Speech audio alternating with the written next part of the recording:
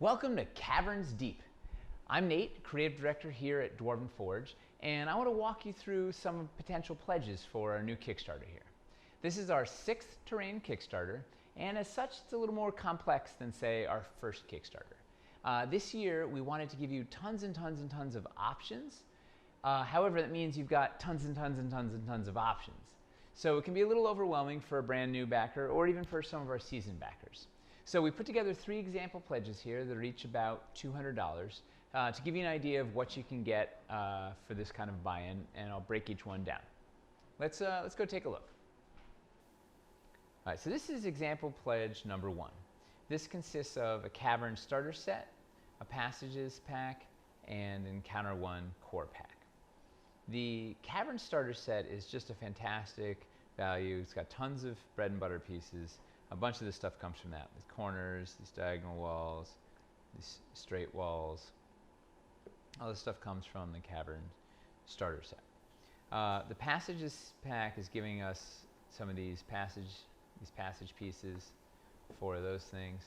And the Encounter 1 core pack is giving us a bunch of the same basic pieces that we got in the starter cavern, but also like this beautiful convex curve and like this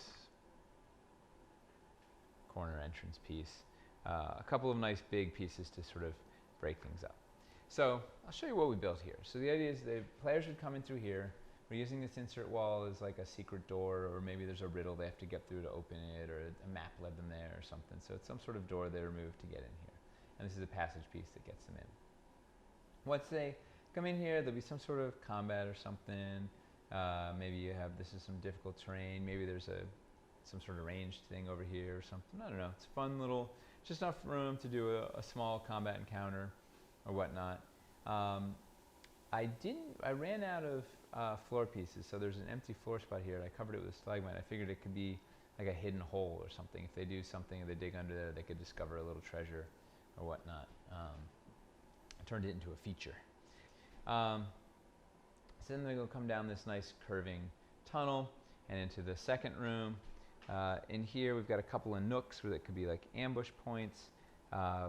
This one has stalagmites on either side, kind of making this a real hidden area, or maybe, maybe there's some treasure back here, maybe there's some sort of archer that's got cover, or caster, I don't know, but there's enough space that you could have 2 interesting encounters, or maybe something chases them out of here, they have to run all the way back, or well, I don't know, you could move the difficult terrain around so it's over here, so it's really hard for them to get to. Maybe there's a caster back here, it's hard for them to get there. I don't know, but it's enough pieces that you could build something. You could also merge all these into one bigger room with an entryway or something. I wanted to do 2 small rooms, but we've got some options. Now let's go look at example pledge number 2. So this is sample pledge number 2. This one consists of Encounter 2, the Prison Passage in its entirety, and a Cavern starter pack. I'm going to use that Cavern starter pack all the time because it really is the best way to get a good, affordable collection of bread and butter pieces. Because this one has the Prison Passage, it's a little more windy and passage-like, as we have a lot more of those passage pieces. So the same bread and butter from the other ones, and we have the Prison Passage is giving us this cool widening passage piece, this cool arch piece with an insert, this cool double door piece with the big gate in it, and this magnetic crystal. So let's see what we put together here. So the idea on this is the players would enter over here somewhere, and maybe around here there's a little nook they can't quite get through because it's blocked by a stalagmite. There's maybe there's somebody with a poison blowgun or a caster or something terrible is afoot that gets them here, and then the only way around is they have to continue forward to get out of the line of fire, or race around but to get around the backside before they can fire more or whatnot. And this is a real winding passage, so there's fun opportunities for ambush and the like, and maybe there's a need for speed, so they have to work their way through quickly. They get over here and they'll find that the passage is blocked by this cool boarded up insert, which I think we actually haven't even unlocked yet, but we certainly will. And then when they get through this, one way or another, they'll come to this room. There's probably a fight in here. Maybe whoever was zapping them from this little nook is in here. There's this magnetic crystal on the wall here. They probably have to do something with that, and it'll open up the gate, maybe just magically warded.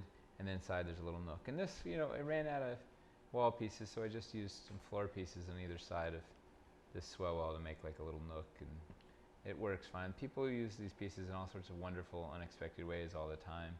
You can be very resourceful and use them in a lot of ways. There's no right or wrong answer. So this whole thing is about $200 painted and about $135 unpainted, something like that. We'll have the actual pricing will be up on the screen. But a good collection of pieces at an affordable price point. And you can build a lot of different bits with this. Mostly twisty, windy, labyrinthian sort of designs. All right, let's look at pledge number 3.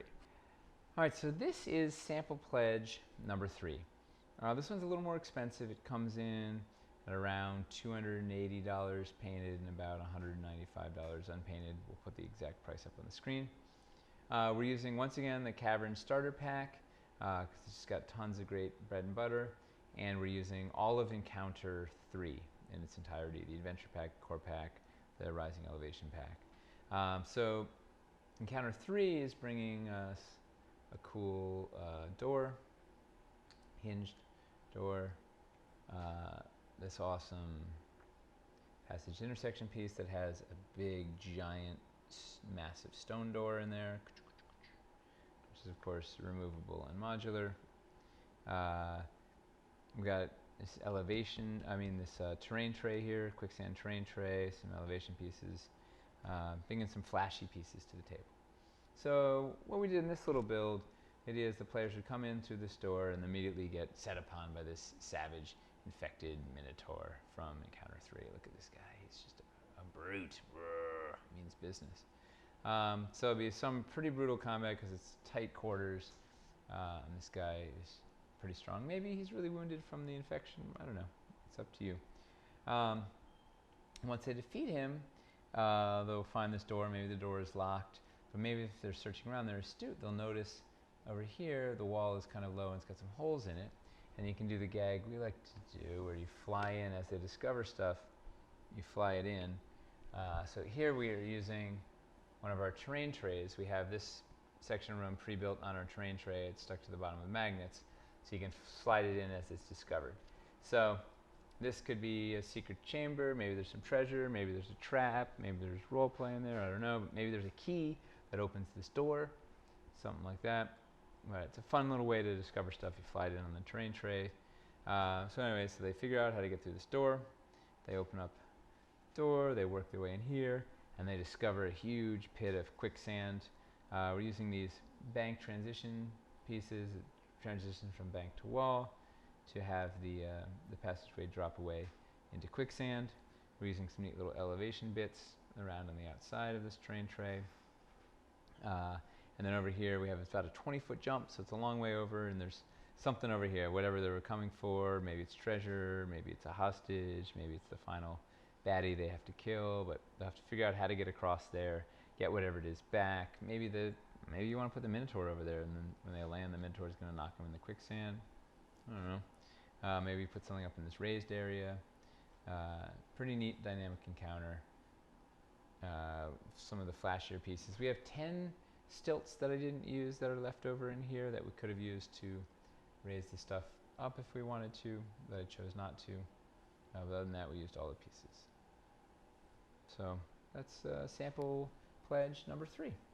All right, so now that you have a rough idea of what your pledge is going to be, we have a pledge calculator to help you figure out the grand total. So at the top of the page, there's a link that says Pledge Calculator. Click on that, and it'll launch the Pledge Calculator. In the Pledge Calculator, you choose what your main pledge is. For any of these sample pledges, you would choose the Caverns Starter Pledge.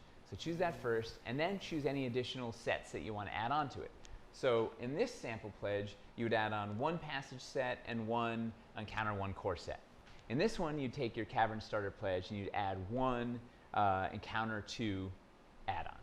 In this one, you would take your Caverns Starter and add 1 Encounter 3 add-on. So add on whatever sets you want, It'll calculate your total at the bottom, including shipping. Take that grand total, go back to the Kickstarter. In the upper right, there's a button that says Manage Your Pledge. You click on that, choose your pledge level, choose the grand total, just type it in, hit pledge, and you're all done. If you want to change it down the line during the campaign, just do the same process again, figure out where your grand total is in the pledge calculator, manage my pledge on the Kickstarter page, put in that new total, and you're done. But you don't need to worry, this isn't your actual final locked group of sets. We don't actually get your final total until after the campaign's over. 3 to 4 weeks after it's over, we're going to launch our Pledge Manager. In the Pledge Manager, you'll enter all your information, like your shipping information, your name, your email, and then your exact order. It's very much like an online shopping cart. You just choose the sets you want, tell us where it's going to go, and at that point, if you want, you can even adjust your pledge and add more sets and add more funds if you need to. So it's like an online shop. You go in there, choose everything you want, hit done, and then whatever it is, 7, 8 months later, you get all this great Caverns Deep goodness. So if you still have any questions, we have a PDF New Backers Guide, which is linked at the top of the page. There's a big green button up there that says New Backers, click here. You can also just hop into the comment section. We have a very active comment section. We've got staff members in there 24 hours a day.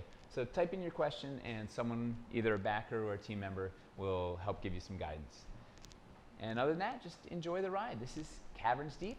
Welcome to the Dwarven Army.